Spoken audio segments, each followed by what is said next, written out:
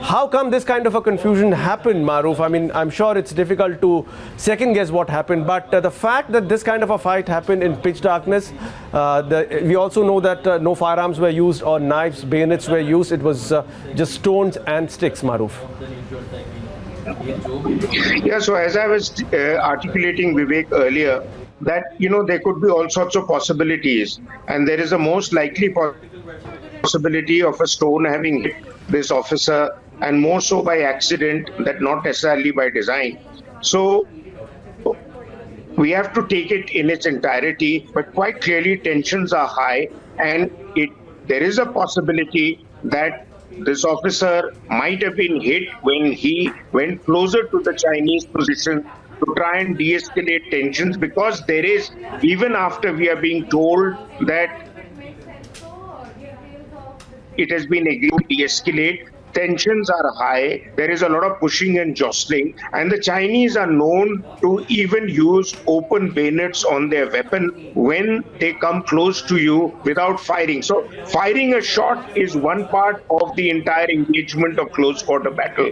There are other ways by which you can get injured and even have fatality. That is by use of bayonets, by use of stones, or by even pushing and jostling, by which somebody loses balance and falls off into a deep crevice or nala. The terrain is not exactly flat ground. Yes. All sorts of possibilities exist. My only submission is that we have to wait for much greater clarity from the government actually about what happened. Before that, Yes, to speculate how things will unfold would be a bit unfair.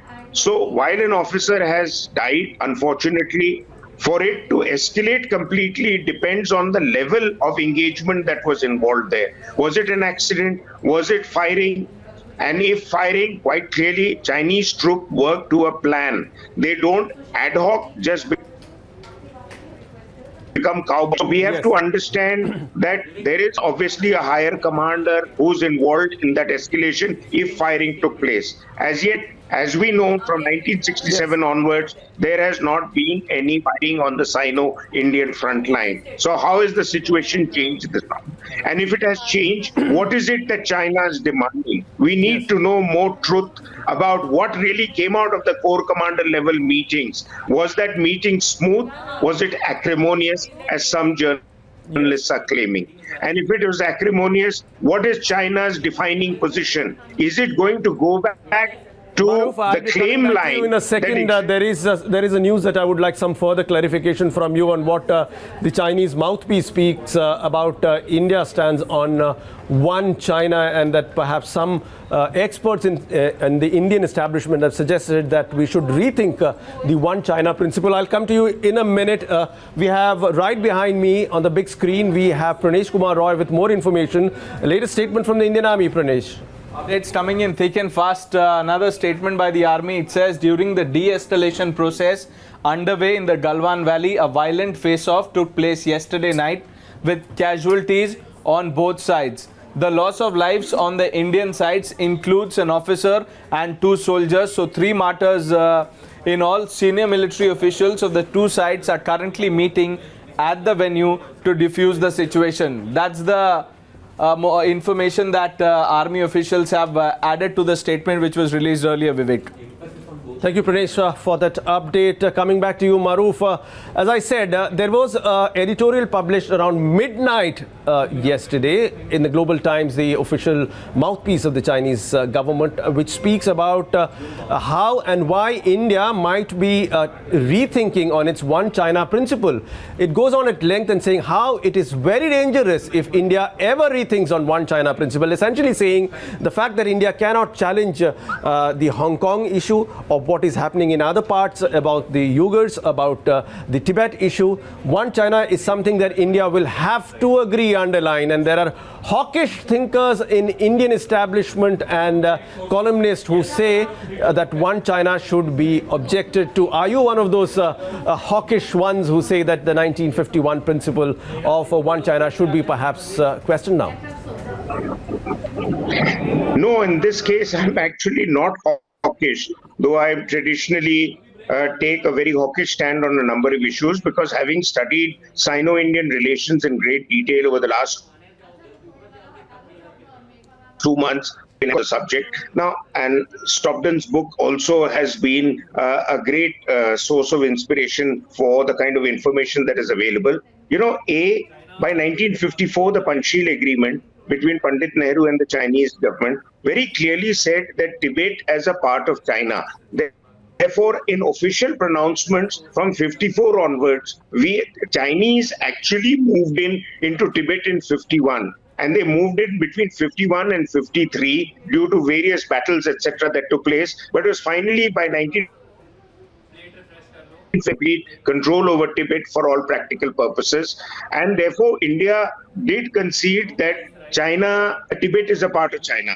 India, yes. Mr. Nehru's government also took the case up and supported China's case for entry in the United Nations. Very few people know that. Yes. And there is evidence to show that Pandit Nehru also gave away India's chance to join the Security Council at the UN and let China take it. He says our time will come later. Yes. There are a lot of Nehru apologists who feel that he is wrongly being criticized for that. But there is evidence to prove that. So India, since then... Maruf, your line is a little patchy. We will be coming back to you in a bit. Going back to Megha Prasad there, reporting right from outside the Prime Minister's residence. Megha, what is the response that we are getting from the political establishment? How the hotlines working? Is the Prime Minister, the Defence Minister and Foreign Minister in touch with their diplomats, generals in grounds and political leaders there to de-escalate? Because it is imperative that India and China speak it out and ensure that there is no further escalation, Megha. Well, Vivek, two specific bit of information that we are bringing right now, which we are breaking at this minute. One is that as per the estimate from the side of the Government of India, sources in the Government of India do tell us that their understanding is that about 3 to 4 people have also lost their lives on the side of China.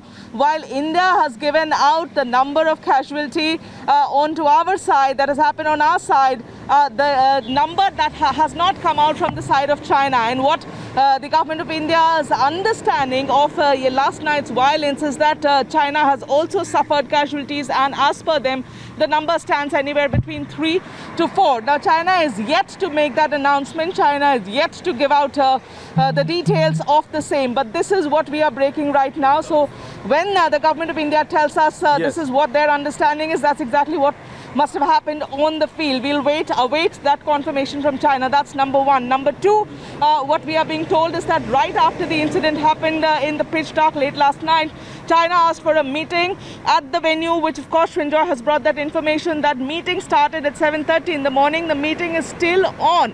The meeting's still on at the venue where the skirmishes happened last night. And perhaps we will get to know what has been decided in that meeting, because China urgently asked for that meeting and India instantly agreed for that. Now, after, of course, all the briefing that has happened with all the tri-service chiefs, 3 service chiefs who were there, yes, South Block in the morning, and Mr. Jaishankar, who sat for the meeting, everybody important in the government has been briefed.